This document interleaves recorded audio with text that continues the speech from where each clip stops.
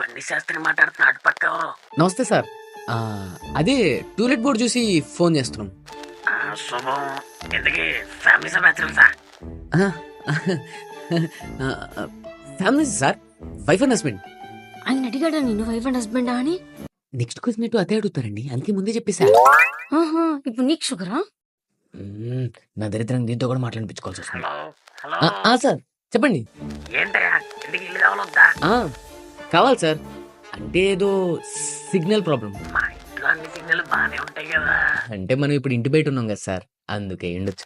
ఏదో అబ్బాయి నాకు అదంతా తెలీదు. మా ఇంట్లో ఉండాలంటే కొన్ని రూల్స్ ఉంటాయి. రూల్సా? పర్లేదు చెప్పండి సార్. ఏంటంటే 15 టైంకి చేయాలి, వాటర్ ఎక్కువ వేస్ట్ చేయకూడదు, లైట్ ఆన్ చేసి వదిలేకూడదు అబ్బాయి, ముఖ్యంగా గేట్లు మాత్రం 10ంటికే మూసేయాలి. అలానే